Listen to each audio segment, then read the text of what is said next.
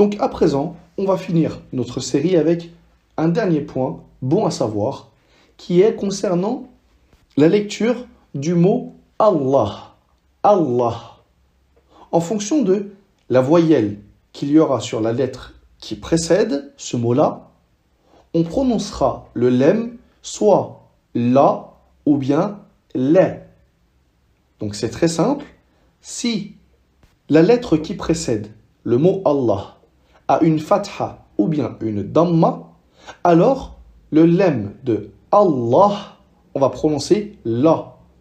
Alors que si la lettre qui précède le mot Allah a une kasra, alors on va prononcer les et non pas la.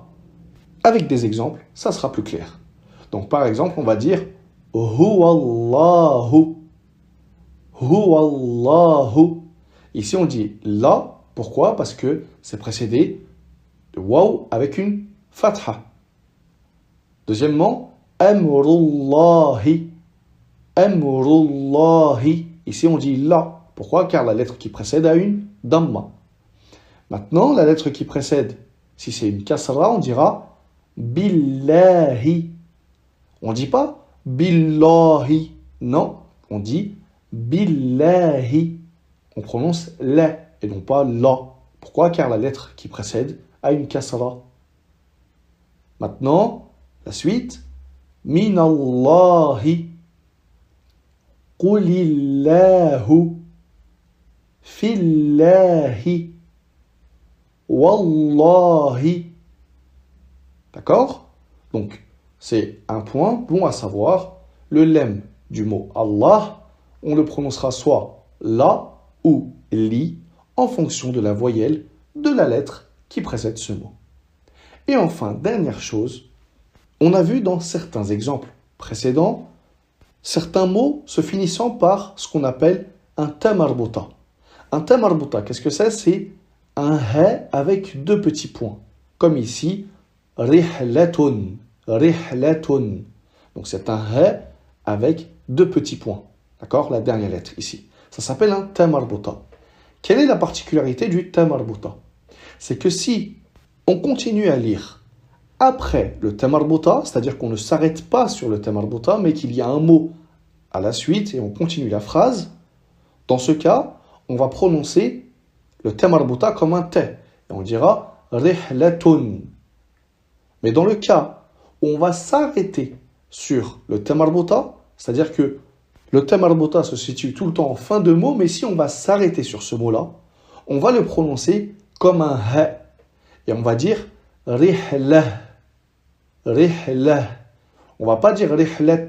Non, on va dire rihlah. Donc on va effacer les deux petits points ainsi que le tanwin bid damma dans la prononciation, bien sûr.